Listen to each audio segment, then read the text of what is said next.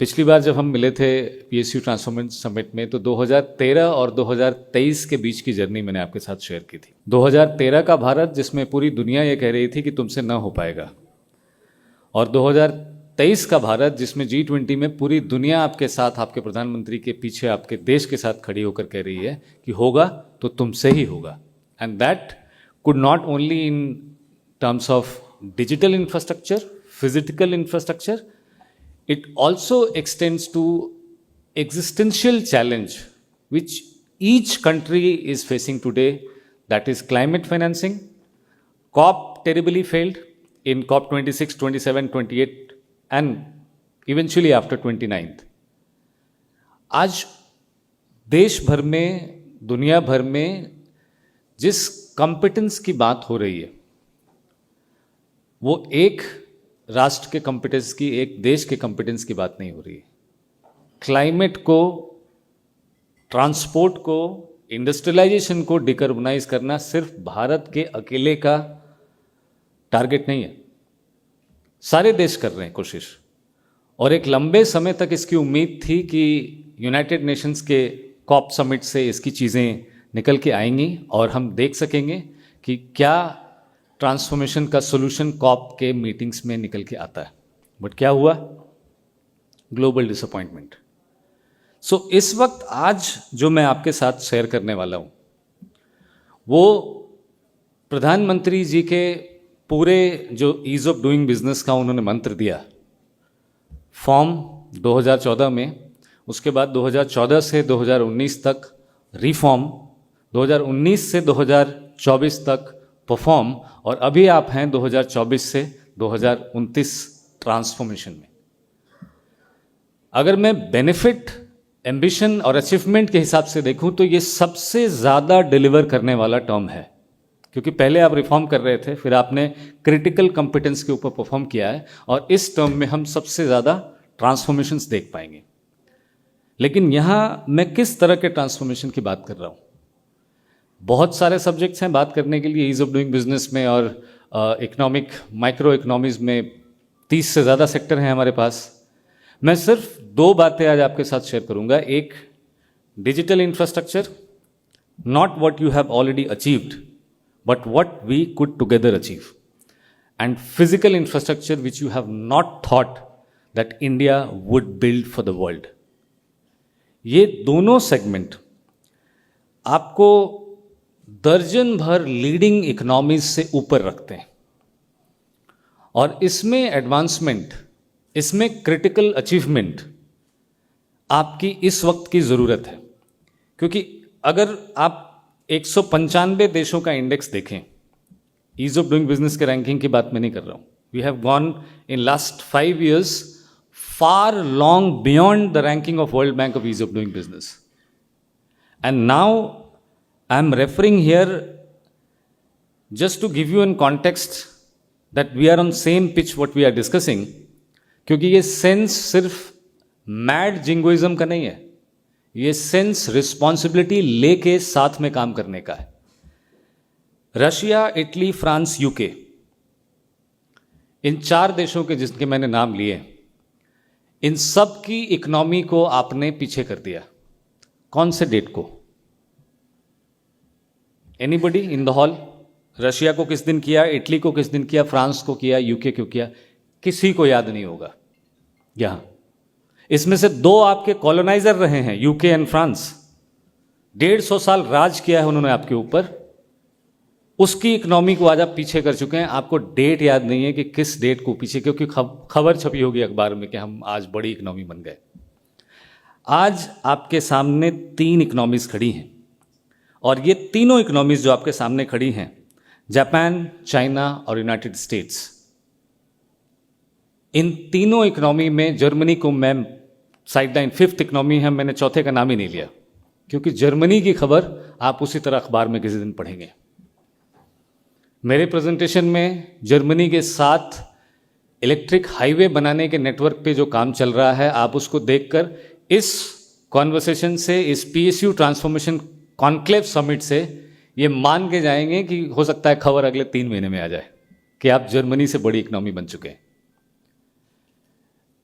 जरूरी यह है कि हम जापान की तरफ देखें, और जापान के पास वो ब्यूटीफुल टाइम विंडो था 1975 से 1985 के बीच, 1995 के बीच। और इस ब्यूटीफुल टाइम विंडो को अगर आप थोड़ा रिवर्स करके देखें तो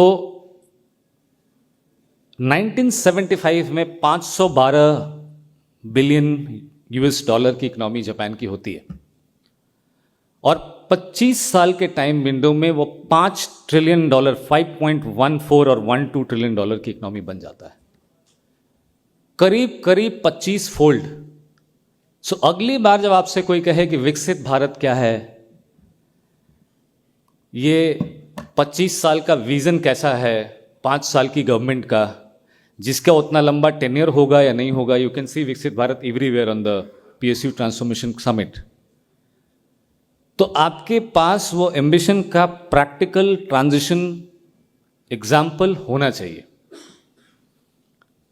और जापान उस ड्रीम को आज जी रहा है जिस ड्रीम को हम आज देख रहे हैं। मैं 2-3 एग्जाम्पल और दे देता हूं, आप बिल्कुल कोरिलेट कर पाएंगे। आपका नेशनल एम्बिशन है 14% जीडीपी स्पेंड को नीचे करके 9% पर लाने का। एम आई राइट? आप सब जानते हैं लॉजिस्टिक स्पेंड हमारा कुछ 14% के आसपास है, और 5% का रिडक्शन करके हम उसको सिंगल डिजिट में लाना चाहते हैं। We often hear Gadkari ji speaking about it, we often hear our prime minister speaking about it, that this is very very important for us to stand competitive in terms of export and also to stand competitive against China when it comes to product and manufacturing. दूसरा एक और ambition जो आपके साथ इस वक्त कंधे से कंधा मिलाकर साथ चल रहा है, जिसमें हम बहुत अच्छा कर रहे हैं, वो है डिजिटल इंफ्रास्ट्रक्चर का। एक तरफ 1980 से 1990 का दशक, जिस वक्त वीजा, मास्टर कार्ड पूरी दुनिया में they were thriving as a big solution of digital infrastructure, connecting banks to bank, allowing them to withdraw money from any ATM, asking every bank to join the network. This was Europe's era. 2020 से 2030 का जो सफ़र है, ये भारत का ticket है। ये भारत का decade नहीं है, ये भारत का टिकट है, और ये टिकट डिसाइड करेगा कि आगे आने वाली सेंचुरी भारत की होगी या नहीं। So without any more due into the conversation that I wanted to share with you is that 2 areas of significant leap that are posing today to us as a challenge are digital infrastructure and physical infrastructure. And I have promised you that today something of digital infrastructure and physical infrastructure is what I'm going to share in prospect of transformation and Modi Economics 3.0. Digital infrastructure से पहले digital infrastructure के 3 as थे, उसके बारे में मैं एक एक लाइन बोलना चाहूँगा। एक एरा था जिसमें हम सब लोग होंगे कॉलेज में या स्कूल में, वो पीसी का एरा था। ये वो वक्त था जब आपके पास प्राइवेट कंप्यूटर्स होते थे, और इन प्राइवेट कंप्यूटर्स को आप एक सॉफ्टवेयर के माध्यम से, कोई एक व्यक्ति कहीं सॉफ्टवेयर बनाता था, फिर वो उसको लाइसेंस करता था, उसकी छुट्टी हो जाती थी for a long holiday because उसको रॉयल्टी मिलती है।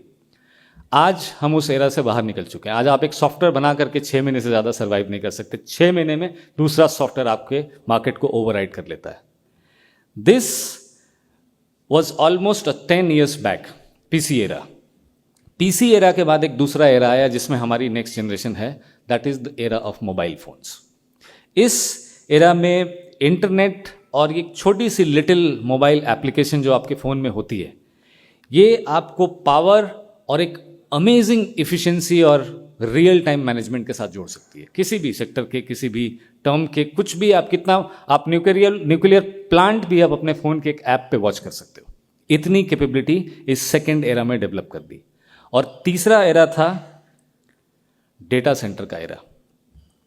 This third era of data center is the era where now softwares are going to be residing in the data center, doing lot of work which is giving a backup to your mobile phone apps and also giving backup to do things which you have never imagined that you will be able to do on multiple locations, on multiple windows, even in phones or even on tablets.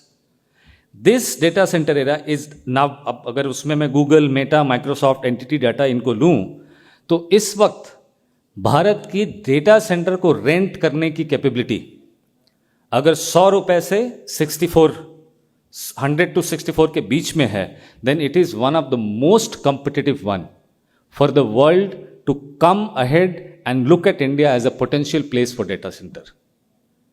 But we are not going to stop here. This is just the beginning. The era where I am willing to take you is the era of artificial intelligence and the era of what not you can bring to this same ecosystem. And the difference is, आज software को right कर सकते हैं, वो भी real time में real data use करके.